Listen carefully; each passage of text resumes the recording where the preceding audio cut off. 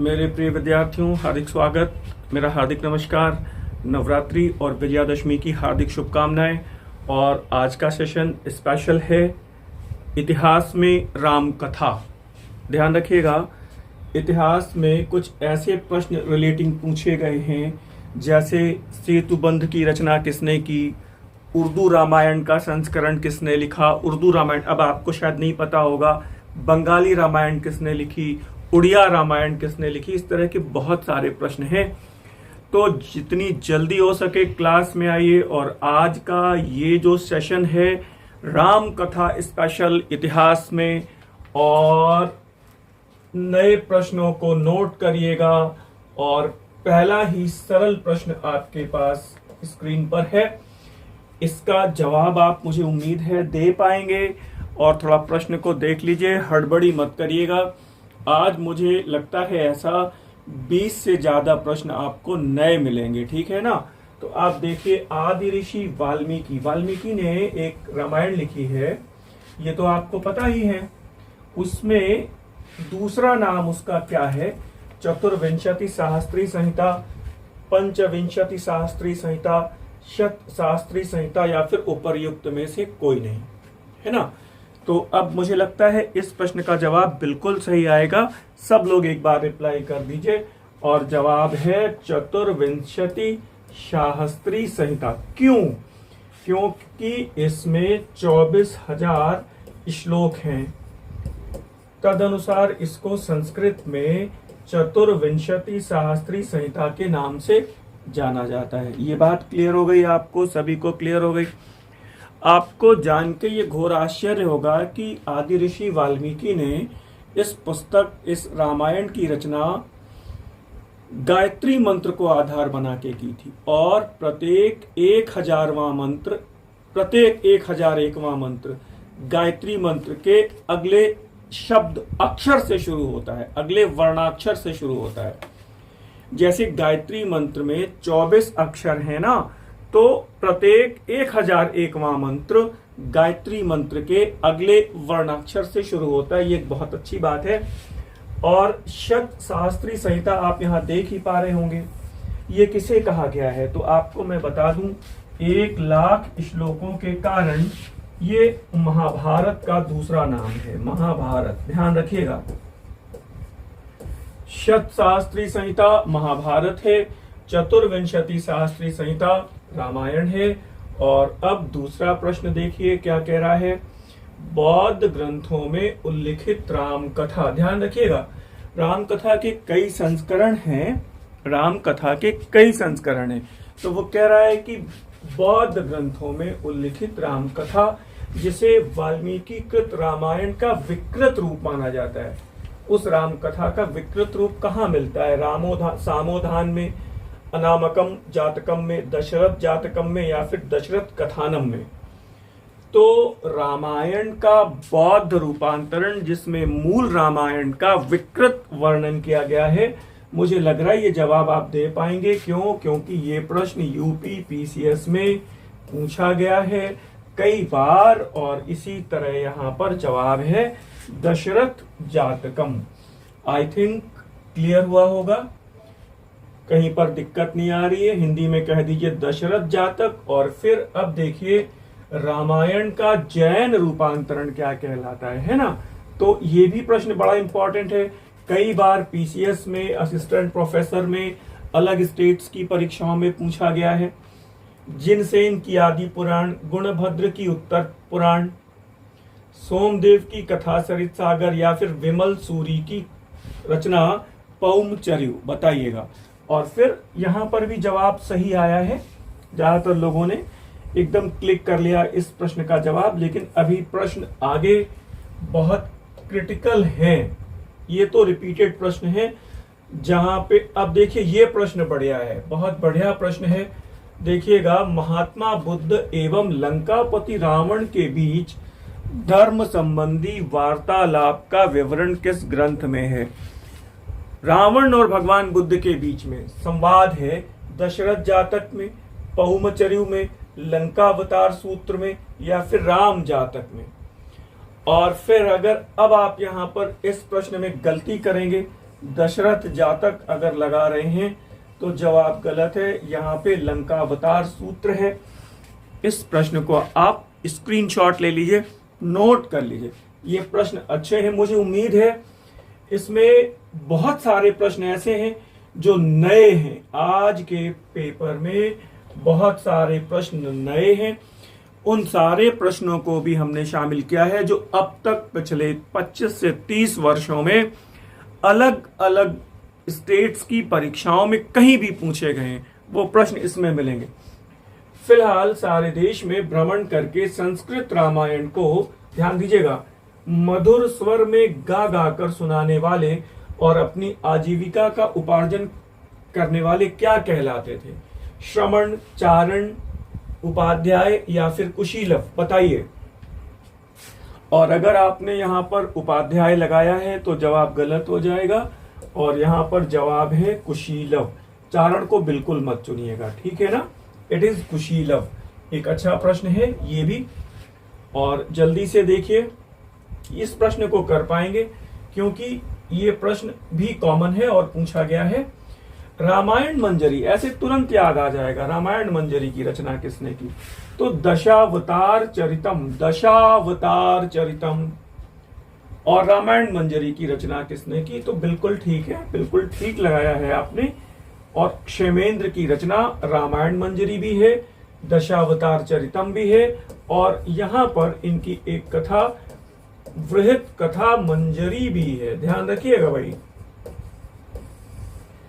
कभी एकाध क्लास मंजरियों पे ले लेंगे। बहुत सारी सोमदेव की कथा सरित सागर आपको पता ही है, ठीक है? तो आगे बढ़ते हैं और अगला प्रश्न देखिए, सेतुबंध। ये प्रश्न रिपीट हुआ है बहुत बार, वेरी वेरी इंपॉर्टेंट। यहाँ पे लिख दे रहा हूं, आप देख लीजिएगा। सेतुबंध पुस्तक की रचना किसने की? अब इसमें परेशानी यहाँ पर आती है, इन दो ऑप्शंस में बड़ा कंफ्यूजन हो जाता है। प्रवर सेन प्रथम है या फिर प्रवर सेन द्वितीय है। ध्यान रखिएगा, अगर वो कहता है कि 4 अश्वमेध यज्ञ किसने किए, तो 4 अश्वमेध प्रवर सेन प्रथम है, ध्यान रखिएगा। और सेतुबंध रचना किसकी है? प्रवर सेन द्वितीय की है, ठीक है। आपको एक प्रश्न यहां पर यह भी मिलेगा, सोमेश्वर प्रथम ने तुंगभद्रा नदी में डूबकर आत्महत्या कर ली थी, ये बात पता है। और सोमेश्वर तृतीय का एक शिल्प शास्त्र का ग्रंथ है, उसका नाम आप बताइए। शिल्प शास्त्र का ग्रंथ सोमेश्वर तृतीय ने लिखा, उसका नाम कृपया बताइए, वो मैं नहीं बता रहा हूं। आगे देखिएगा, जानकी परिणय, ये भी राम कथा है। भगवान श्री राम और मां सीता का पाणिग्रहण संस्कार, इसमें बड़ा विस्तार से उल्लिखित है। जानकी परिणय की रचना बहुत इंपॉर्टेंट है। जैसे एक रचना है पार्वती परिणय, तो पहले आप यहां पर यह बताइए जानकी परिणय। तो 4 ऑप्शंस आपके सामने दिख रहे हैं, चक्र कवि, तुलसीदास, नरहरि दास या फिर संत रंगनाथ। अब ऑप्शन इसमें है, नरहरि दास को बिल्कुल मत चुनिएगा, तुलसीदास भी नहीं है, तद अनुसार अब जवाब यहाँ पे चक्र कवि हो जाएंगे। अच्छा प्रश्न है, देखिएगा, आपके पहुंच से बाहर है। अब देखिए, ये प्रश्न तो बिल्कुल सरल है। बाल रामायण की रचना किसने की? राजशेखर, अश्वघोष, भवभूति या भारवी? इसमें तुरंत पिकअप कर लेंगे आप, राजशेखर। बाल रामायण की रचना और राजशेखर की काव्य मीमांसा आपको पता ही है। ध्यान दीजिएगा, ये सारी किताबें बहुत बार पूछी गई हैं और गलती ना हो जाए, भूल से भी गलत ना हो जाए। बहुत बढ़िया है। अथर्वणम चतुर्थम, अथर्ववेद चौथा वेद है। इतिहास पुराणम, वो 5वां वेद है। पुराणों को 5वां वेद किस ग्रंथ में कहा गया? ये श्लोक जो है जिसमें पुराणों को 5वां वेद घोषित करते हैं, वो किसे कहा गया है बताएंगे मुझे? छांदोग्य में, बृहदारण्यक में, शतपथ में और अथर्ववेद में, चारों में एक है। अब मामला ये है, अथर्ववेद को बिल्कुल मत चुनिएगा यहाँ पे, और ये है छांदोग्य उपनिषद, ठीक है। एक ग्रंथ तमिल साहित्य में है जिसे 5वां वेद कहा गया है, बताएंगे वो रचना है कौन सी है? बताइए। और वो रचना है कुरल। कुरल की रचना किसने की? मैं नहीं बता रहा हूं, थोड़ी चीजें आपको आपके मस्तिष्क पर जोर डालेंगी। आप उन्हें थोड़ा खोजिए, अगर आपको पता है तो बेहतर है, और अगर नहीं याद आ रहा है तो खोज के मुझे बताइएगा। और फिर प्रसन्न राघव रचना किसकी है? जयदेव, भवभूति, राजशेखर या फिर संध्याकर नंदी? बताइए किसकी रचना है प्रसन्न राघव? जल्दी से जवाब दे दीजिए, प्रसन्न राघव। और यहां पर सही जवाब है जयदेव। ध्यान रखिएगा, जयदेव की एक रचना है गीत गोविंद भी। याद रखिएगा, ये सारे प्रश्न ऐसे ना हो जाएं कि गलत हो जाएं। तो जयदेव ही वही हैं, किसके दरबार में थे? जयदेव। जवाब दीजिए। और मुझे लगता है खाली मत बैठिए, इस सेशन को एकदम ऐतिहासिक बना दीजिए। अब आपके जीवन से भटकाव खत्म होना चाहिए। अगर आप मुझसे जुड़ गए हैं तो लगातार कम से कम परीक्षा तक अब जुड़े रहिए, और आप जा नहीं पाएंगे इस क्लास को छोड़ के, आप चाहें तो भी नहीं जा सकते। रामचरित की रचना किसने की? देखिए, भगवान श्री राम के बारे में जयदेव, भवभूति, राजशेखर या फिर संध्याकर नंदी। और अब जवाब आसान है, संध्याकर नंदी, रामचरित। ठीक है ना, रामचरित क्लियर हो रहा है। अब यहाँ पे चारों की किताबें पता होनी चाहिए। जयदेव की मैंने अभी बताई आपको दो, भवभूति की एक बहुत विशेष पुस्तक है, अभी नहीं बता रहा हूं, आगे बताऊंगा। राजशेखर की आपने देख ही ली कौन कौन सी है, बाल रामायण, काव्य मीमांसा। अब इसको देखिए थोड़ा। कंबन ऋषि ने ये तो पता है कि तमिल में रामायण लिखी। ऋषि कंबन को रामायण का तमिल संस्करण उन्होंने तैयार किया, ऋषि कंबन ने, है ना। किस नाम से तैयार किया? ई रामचरित, ई रामावतारम, तोखे रामायण या फिर राघव पांडवियम? और इसमें क्या लगाएंगे? मुझे लगता है लगा लेंगे ई रामावतारम। ये सारे प्रश्न आए भी हैं, तो बेहतर ये है कि ये कलेक्शन में भी मैंने आपको दे दिया है। एक पूरा कलेक्शन आज राम कथा है पूरी, तो विजयादशमी स्पेशल ये क्लास स्पेशली बन जाएगी आपकी लाइफ में। क्या पता इसमें से कोई एकाध प्रश्न परीक्षा में कहीं पर आपकी मदद कर जाए। संत नरहरि के द्वारा रचित रामायण का कन्नड़ संस्करण। एक बात तो ये क्लियर हो रही है कि संत नरहरि ने रामायण का कन्नड़ संस्करण तैयार किया। पहले तो ये एक क्वेश्चन यहाँ पे बन गया, कन्नड़ रामायण के रचनाकार कौन है? संत नरहरि। अब वो कह रहे किस नाम से लिखा है, किस नाम से लिखा है? तो अब तो ये पता है कि ई रामावतारम नहीं हो सकता। क्यों? क्योंकि ये तमिल संस्करण है। और किनका है? कंबन ऋषि का है। तो वो कह रहे हैं अब कन्नड़ रामायण का संस्करण, और ये है तोखे रामायण। वेरी वेरी इंपॉर्टेंट नया प्रश्न है, नया प्रश्न है। अब तक तमिल पूछी गई है, हो सकता है कन्नड़ पूछ ली जाए, आपको पता हो। अब देखिए वही बात है, कन्नड़ रामायण की रचना किसने की? अब यहाँ पे जवाब देने की जरूरत नहीं है, और वो है संत नरहरि। क्लियर हो रहा है? आगे देखिए, फिर कह रहे कन्नड़ वाल्मीकि कौन है? तो इसमें भी कोई बहुत परेशान होने की जरूरत नहीं है, कन्नड़ वाल्मीकि भी नरहरि हैं। कन्नड़ वाल्मीकि की उपाधि वो नरहरि। कन्नड़ रामायण के रचनाकार कंबन को क्या कहा गया है? संध्याकर नंदी को क्या कहा गया है? आपको पता होना चाहिए। और कलयुग का वाल्मीकि की उपाधि किसे दी गई? बहुत बढ़िया प्रश्न है, ये भी रिपीट हुआ है कहीं ना कहीं पे, किसी न किसी परीक्षा में आया है और अलग अलग परीक्षाओं में भी आया है। मुझे लग रहा है बढ़िया समग्र रूप से बैठिए, संतुलित रूप से बैठिए, चीजों को एक बार नोट कर लीजिए, बेहतर होगा। कलयुग के वाल्मीकि कौन है? नरहरि, कंबन, संध्याकर नंदी या फिर संत रंगनाथ? और मुझे लग रहा है बिल्कुल रिकॉल कर पाएंगे आप, और ये हैं संध्याकर नंदी, कलयुग के वाल्मीकि कहे जाते हैं, इनकी उपाधि है। ठीक है, ठीक जा रहे हैं आप लोग। आगे देखिए, कश्मीरी राम, वाह भाई वाह, रामावतार चरित। तो कश्मीरी रामायण क्या कहलाती है? पहले तो ये प्रश्न बन गया कि कश्मीरी रामायण कहलाती क्या है? वो कहलाती है रामावतार चरित। की रचना किसने की थी? मुझे थोड़ा बताइएगा, कमेंट बॉक्स में लिखिएगा। व्हाट्सएप पर इसलिए जुड़ जाइए आप मेरे साथ, भले क्लास में नहीं जुड़ रहे हैं तो भी मेरे साथ व्हाट्सएप पर जुड़ जाइए आप, ताकि आपको क्लास के ब्रॉडकास्टिंग ग्रुप में आप ऐड हो जाएंगे। जैसे ही आप इस नंबर को जोड़ेंगे, स्क्रीन पे जो नंबर आपको दिखते हैं, आपको क्लास की तमाम सूचनाएं मिल जाया करेंगी। अक्सर करके कभी कभी ऐसा होता है कि मेरा इतना शेड्यूल बिजी होता है, मैं टाइमली क्लास नहीं ले पाया, तो क्लास थोड़ी कभी कभी डिले हो जाती है। जैसे आज की क्लास 9 बजे मैं ले रहा हूं, ठीक है ना। तो ये देखिएगा, कश्मीरी रामायण, रामावतार चरितम की रचना किसने की? तो दिवाकर प्रकाश भट्ट हैं, माधव कंदली हैं, धनंजय हैं और भानु भट्ट हैं। कश्मीरी रामायण। और अगर यहां पर आपने माधव कंदली को चुना है तो जवाब गलत है, और जवाब यहां पर है दिवाकर प्रकाश भट्ट। दिवाकर प्रकाश भट्ट। क्लियर हो रहा है? कश्मीरी रामायण। ध्यान दीजिएगा, ये सब बहुत शानदार प्रश्न हैं। असमिया साहित्य में रचित। अब देखिए असमिया रामायण, अब देखिए बढ़िया बात है कि रामायण का असमिया संस्करण किन लब्ध प्रतिष्ठ कवियों के द्वारा तैयार किया गया? 4 ऑप्शन सामने दिख रहे हैं आपको। माधव कंदली, शंकर देव, माधव देव, माधव कंदली, संत रंगनाथ कृत्तिवास, माधव कंदली, सरलादास कृत्तिवास, माधव कंदली, कंबन, श्रीधर स्वामी। तो 4 ऑप्शन हैं, और अगर आप समझ पा रहे हैं तो ठीक है, नहीं समझ पा रहे हैं तो ये वाला ऑप्शन है। ऑप्शन ये है, ये तीनों ने मिलकर असमिया रामायण की रचना की है। इस प्रश्न को नोट कर लीजिए, स्क्रीनशॉट ले लीजिएगा, बढ़िया प्रश्न है। हमेशा की तरह बंगाली साहित्य के प्रथम और सर्वाधिक लोकप्रिय रामायण संस्करण। तो अब ये बड़ी बात है ना कि बंगाली रामायण की रचना क्या कहलाती है, पहले तो ये जानिए आप। बंगाली साहित्य के प्रथम और सर्वाधिक लोकप्रिय रामायण संस्करण श्री राम पांचाली। बहुत बहुत इंपॉर्टेंट।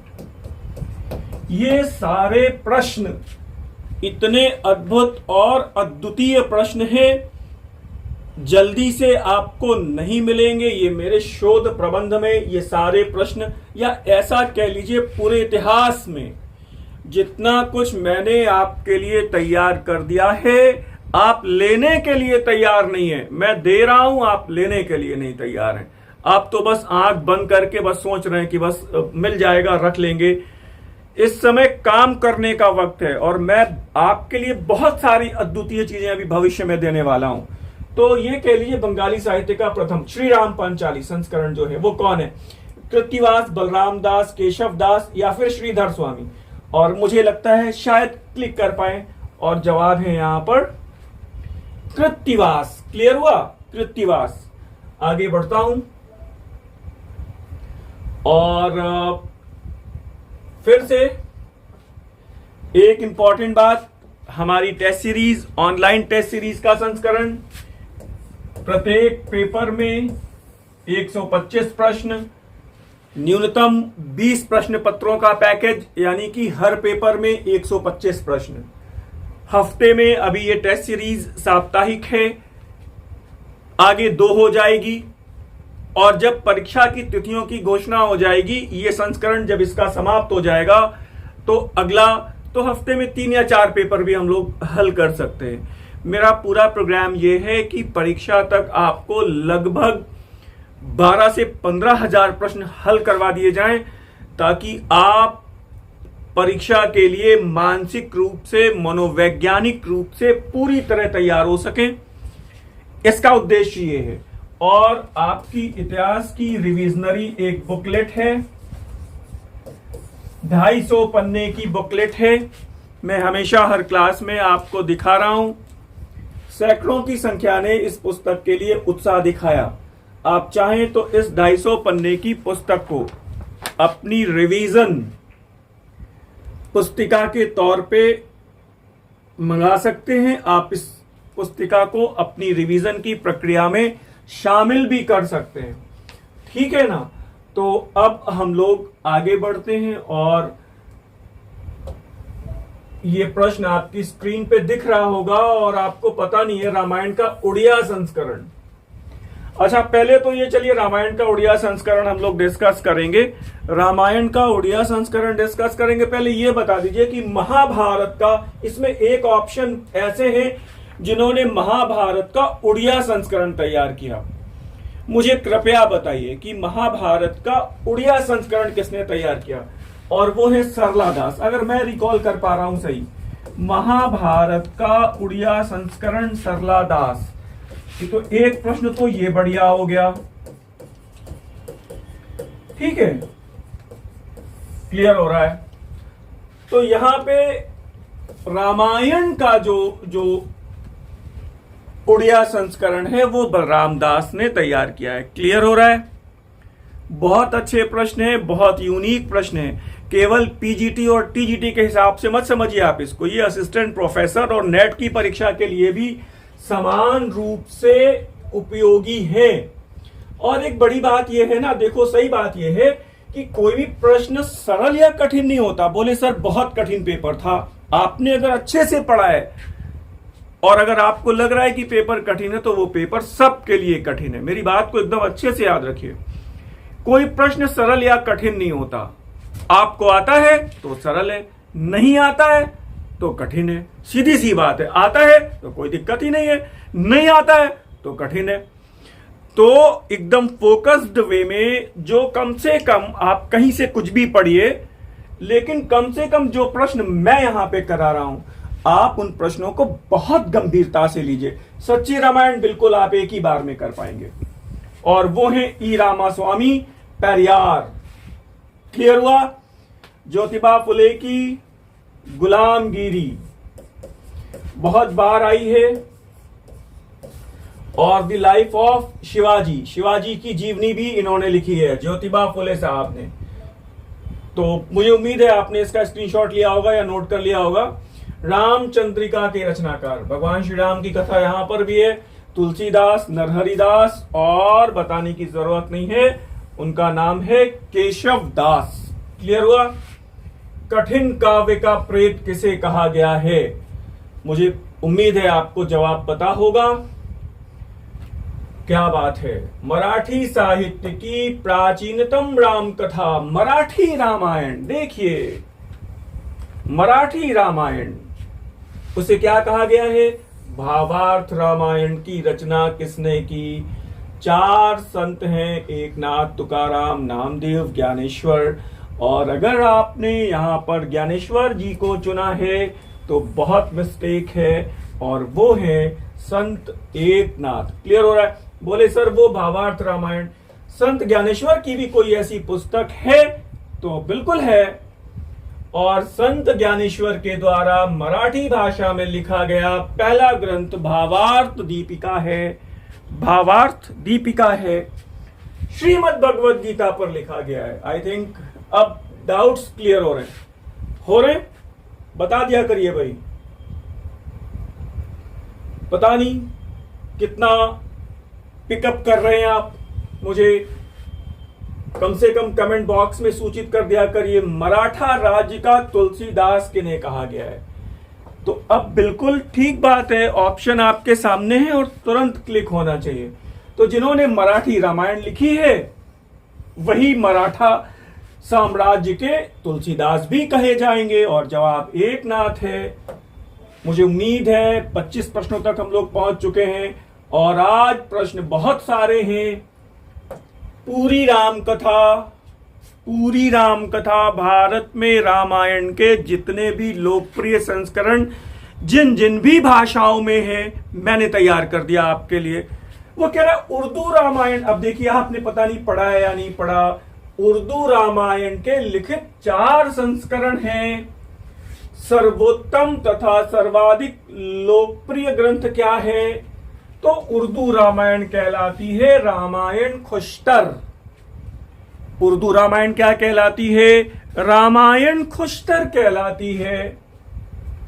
किसने लिखा? मुंशी जगन्नाथ, शंकर दयाल, बांके बिहारी, या फिर सूरज नारायण मेन। पहला संस्करण, देखो 4 संस्करण है, पहला संस्करण मुंशी जगन्नाथ ने तैयार किया, ध्यान रखिएगा। अब वेरी वेरी इंपॉर्टेंट करिए, नोट करिए, इसको लिख लीजिएगा, और इसमें मैं आपको कुछ थोड़ी सी डिटेल और दे देता हूं, और वो आपके काम की हो भी सकती है। दूसरा संस्करण उर्दू का क्या कहलाता है? शंकर दयाल ने लिखा, और वो है रामायण मंजूम। पहला रामायण खुश्तर, दूसरा है रामायण मंजूम, तीसरा रामाय बहार, किन्होंने लिखा? बांके बिहारी ने लिखा। चौथा सूरज नारायण मेन ने रामायण मेन के नाम से लिखा। मुझे उम्मीद है आप यदि नोट नहीं कर रहे हैं तो स्क्रीनशॉट ले लीजिए, मैं हट रहा हूं। लीजिए फटाफट स्क्रीनशॉट। और अब अगले प्रश्न में आ जाइए। फारसी रामायण, उर्दू रामायण। अब फारसी रामायण तो आपने पढ़ी है। वो कह रहे पहला संस्करण रामायण का फारसी किसके काल में अनुवाद हुआ है। तो अब बहुत डिस्कशन के लिए आगे जाने की जरूरत नहीं है। बहुत बार पूछा गया प्रश्न है। मुझे लगता है कि ये सर्वाधिक बार पूछा गया प्रश्न है रामायण को लेके, फारसी रामायण को लेके और फारसी महाभारत को लेके। फिलहाल आज का फोकस हमारा केवल रामायण पे है। तो रामायण का एक दूसरा संस्करण भी है और वो देख पाएंगे आप, शाहजहां के काल में तैयार हुआ है। और दूसरा फारसी संस्करण रामायण का इब्न हरकिरण का नाम आता है। शाहजहां के काल में इब्न हरकिरण। क्लियर हो रहा है? मुझे लग रहा है ठीक जा रहे हैं आप लोग। बहुत अच्छे ढंग से देखिए। रामायण का अंग्रेजी अनुवाद, ओहो, रामायण का अंग्रेजी अनुवाद 4 ऑप्शंस हैं। फ्रॉन्ज बॉप है, विल्किंसन है, विलियम जोन्स है, ऑगस्टस विलहेल्म वॉन श्लेगल। छात्र कहते हैं सर आपने कंपटीशन और कठिन कर दिया है। छात्रों का बहुत सारा रिस्पांस आता है और मेरे पास जब मेरा असिस्टेंट मुझे फॉरवर्ड करता है आपकी क्वेरीज, आपके क्वेश्चंस, तो छात्र ये भी कह रहे हैं कि सर बहुत टफ कर दिया है, इतने अच्छे प्रश्न मत दीजिए आप, ऐसा भी कह रहे हैं। लेकिन फिलहाल आप कितना हैंडल कर पाएंगे आप परीक्षा में, ये आप पे डिपेंड करता है। मैं अपना काम कर रहा हूं, आप अपना काम करिए। रामायण का अंग्रेजी अनुवाद ऑप्शंस अगर आप रिप्लाई कर सकें, और ये हैं ऑगस्टस विलहेल्म वॉन श्लेगल और फ्रॉन्ज बॉप ने, जहां तक मुझे याद आ रहा है, महाभारत का अंग्रेजी अनुवाद किया है। चार्ल्स विल्किंसन ने श्रीमद् भगवद गीता का अंग्रेजी अनुवाद किया है। और सही है शायद, अब आप देख लीजिएगा, आपको पता भी होगा। और फिर इसके बाद विलियम जोन्स का नाम आ रहा है। इन्होंने अभिज्ञान शाकुंतलम का अंग्रेजी अनुवाद किया है। क्लियर हुआ? एकदम ठीक जा रहे हैं हम लोग। देख लीजिएगा और गलती ना हो। अगले प्रश्न पे आइए। करोड़ों लोगों की बाइबल कही जाने वाली, तो एक प्रश्न तो यही है कि रामचरितमानस को करोड़ों लोगों की बाइबल कहा गया है। तो क्रांतिकारियों की बाइबल कौन सी पुस्तक है, मुझे बताइए। क्रांतिकारियों की बाइबल, एक बढ़िया प्रश्न ये भी आया है। क्रांतिकारियों की बाइबल, क्रांतिकारियों की बाइबल,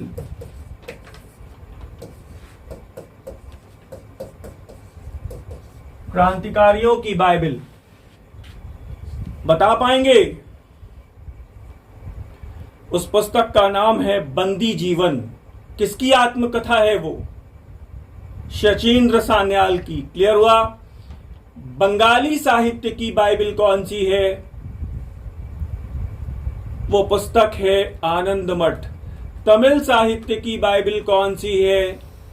ये आप मुझे रिप्लाई करिए खोज कर। तो वो कह रहे हैं कि करोड़ों लोगों की बाइबल कही जाने वाली रामचरितमानस की रचना बाबा गोस्वामी तुलसीदास ने कहां पे की थी? काशी में, चित्रकूट में, अयोध्या में, प्रयागराज में। और अगर कहीं पर गलती से चित्रकूट पे ऑप्शन जा रहा है तो गलत हो जाएगा। ये काशी वाराणसी में उन्होंने की है। ध्यान रखिएगा, अच्छे प्रश्न है ये सब। और फिर ये प्रश्न भी कहीं पर आया है कि रामचरितमानस की रचना बाबा ने कितने दिनों में की? ऑप्शंस आपके सामने हैं, अब आप रिप्लाई करिए। रामचरितमानस की रचना में लगभग कितना समय लग गया? अब मुझे नहीं पता आप क्या दिमाग में क्लिक हो रहा है। और ये है 2 वर्ष 7 माह 26 दिन। और इतने दिनों में आपको पता है हमारा संविधान लिखा गया था 2 वर्ष 11 माह 18 दिन। ठीक है ना? क्लियर चल रहा है, हम लोग ठीक जा रहे हैं आप। और अगले प्रश्न पे आइए। तेलुगु रामायण की रचना किसने की? ओहो, कितने सारे संस्करण है भाई रामायण के। रामायण के कितने सारे लोकप्रिय संस्करण है, बताइए भाई। और तेलुगु रामायण रंगनाथ, एकनाथ, कंबन, ओट्टकुट्टन। कंबन हो ही नहीं सकते, ये तमिल रामायण में है। अब 3 ऑप्शंस हो गए। तेलुगु रामायण, संत रंगनाथ। सही जा रहा है, आगे बढ़े, देख लीजिएगा गलती ना हो भाई। तेलुगु रामायण को सामान्यतः किस नाम से जाना जाता है? अब देखिए तेलुगु संस्करण क्या कहलाता है, कितना बढ़िया है। उर्दू संस्करण क्या कहलाता है, मराठी संस्करण क्या कहलाता है, तमिल संस्करण क्या कहलाता है, अब तेलुगु संस्करण क्या कहलाता है? द्विपद रामायण, रंगनाथाम रामायणम, वनवास रामायणम, मैथिली रामायणम, बताइए। और अगर आपने यहां पर इस ऑप्शन को चुना है तो गलत है, और यहां पर सही ऑप्शन है द्विपद रामायण 33 तेलुगु संस्करण द्विपद रामायण संत रंगनाथ। एक इसका ईसाई संस्करण भी तैयार हुआ है। जहांगीर के काल में रामायण का ईसाई संस्करण फारसी भाषा में रामायण मसीही के नाम से बाइबल के साथ ऐड करके बना है। किन्होंने तैयार किया है? मुल्ला मसीह, काफी खान, अबुल फजल या फिर ईसा तारिक मसीह? बताइए। नया प्रश्न है, गलत जवाब दे रहे हैं, और वो है मुल्ला मसीह। ठीक है। और फिर देखिए सिखों के 10वें गुरु, पंजाबी रामायण भी है। सिखों के 10वें गुरु गोविंद सिंह जी के द्वारा 1698 में रचित राम कथा काव्य का नाम क्या है? गोविंद रामायण, नानक रामायण, रामदास रामायण, नानक राम गोविंद रामायण। बताइए। गुरु गोविंद सिंह जी महाराज ने लिखा है, सिखों के 10वें गुरु ने लिखा है, और यहां पर सही जवाब है गोविंद रामायण। ठीक है। फायदा पहुंचेगा आज के लेक्चर से आपको। अभी दीपावली आ रही है, दीपावली स्पेशल ले लेंगे आपका। जो भी फेस्टिवल या जो भी विशेष दिन आएगा वो स्पेशल सेशन होगा उस दिन हमारे इतिहास का। इतिहास के एकदम यूनिक और अद्भुत प्रश्न। साकेत महाकाव्य आपको पता है, साकेत महाकाव्य की रचना तो बताने की जरूरत नहीं है, मैथिली शरण गुप्त है ना। मैथिली शरण गुप्त का यशोधरा महाकाव्य भी है, आपको पता है, जिसमें यशोधरा का विलाप है, सखी वो मुझसे कह कर जाते। वैदेही वनवास की रचना किसने की? देखिए, माँ सीता जब भगवान श्री राम के साथ वन के लिए चली जाती हैं, वैदेही वनवास। बहुत बढ़िया प्रश्न है ये सब, और हिंदी साहित्य के भी प्रश्न हैं ये। अयोध्या सिंह उपाध्याय, सूर्यकांत त्रिपाठी निराला, और मैथिली शरण गुप्त या फिर रामधारी सिंह दिनकर। और यहाँ पर आप बिल्कुल ठीक जवाब दे पाएंगे, और उनका नाम है अयोध्या सिंह उपाध्याय हरिऔध। ठीक जा रहा है। आज के सेशन में आपने कितने गलत किए मुझे बताइएगा। राम की शक्ति पूजा, और बताने की जरूरत नहीं है, वो महाप्राण सूर्यकांत त्रिपाठी निराला जी हैं। राम की शक्ति पूजा, ठीक है अमानिशा उगलता गगन घन अंधकार, बढ़िया है। उत्तर रामचरित एवं महावीर चरित बहुत इंपॉर्टेंट है, ध्यान रखिएगा। 2 महावीर चरित हैं, एक महावीर स्वामी का जीवन चरित है, वो किसने लिखा है? महावीर चरित, आप बताइए। और एक महावीर चरित जिसमें हनुमान जी महाराज के बारे में है, उत्तर रामचरित। और ये रचनाकार इसमें कौन है? और बिल्कुल यहाँ पे आपको पता होना चाहिए, वो भवभूति हैं। ठीक है, कर पाएंगे। बहुत सारा प्रश्न है, कितना कुछ करके दूं आपको। शक्ति के उपासकों को शाक्त कहा गया है, पहली बात। पहला तो एक इंफॉर्मेशन, अंबिका के रूप में मां की उपासना का सर्वप्रथम उल्लेख किस वैदिक साहित्य में? मां अंबा, अंबिका के रूप में मां की उपासना का उल्लेख। और अगर यहाँ पे 4 ऑप्शन है, शुक्ल यजुर्वेद, अथर्ववेद, वृहदारण्यक उपनिषद, मार्कंडेय पुराण। और अगर आपने यहाँ पर मार्कंडेय पुराण को चुना है तो जवाब गलत है, और यहाँ पर जवाब है शुक्ल यजुर्वेद। ठीक है ना, ठीक जा रहे हैं आप लोग। गलतियां हो रही हैं आज के पेपर में। बताइए, उमा का सर्वप्रथम उल्लेख कहां मिलता है? केन उपनिषद, ऋग्वेद, अथर्ववेद या फिर शतपथ ब्राह्मण। और अब यहां पर अगर आपने शतपथ ब्राह्मण लगा दिया तो भी गलत है, और यह है केन उपनिषद। सही जा रहा है? बताइएगा आज कितने गलत किए, सब लोग रिप्लाई कर दीजिएगा कमेंट बॉक्स में। फाइनली, शक्ति के रूप में मां की उपासना, ध्यान दीजिएगा, उनकी व्यापकता का उल्लेख करते हुए उनके 3 रूप महालक्ष्मी, महाकाली, महासरस्वती बताए गए हैं। हम लोग पढ़ते हैं वो विशेष मंत्र, बीज मंत्र ओम ह्रीं श्लीं क्लीं। ओम ह्रीं श्रीं क्लीं। ह्रीं सरस्वती, श्रीं लक्ष्मी, क्लीं काली। हम माँ के तीनों स्वरूपों को प्रणाम करते हैं। तो ये कह रहे हैं कि वो उनकी उपासना का जो उल्लेख है वो किस ग्रंथ में है? शुक्ल यजुर्वेद में है, अथर्ववेद में है, बृहदारण्यक उपनिषद में है, या फिर मार्कंडेय पुराण में? और मुझे लग रहा है अगर यहाँ पर आपने शुक्ल यजुर्वेद चुना है तो गलत हो जाएगा और जवाब यहाँ पर मार्कंडेय पुराण है। ध्यान रखिएगा।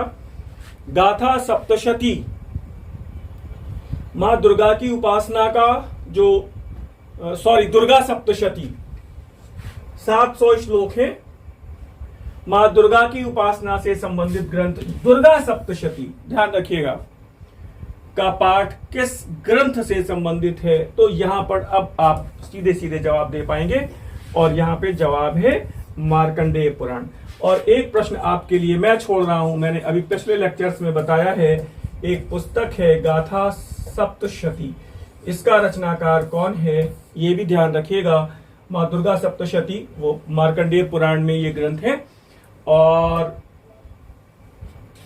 आगे जाने के लिए स्पेस नहीं है और इतने धैर्य के साथ राम कथा में शामिल होने के लिए आप सभी का हार्दिक धन्यवाद। मेरा प्रणाम स्वीकार करिए और हम लोग जल्दी मिलते हैं अगले लेक्चर में। विदा, धन्यवाद।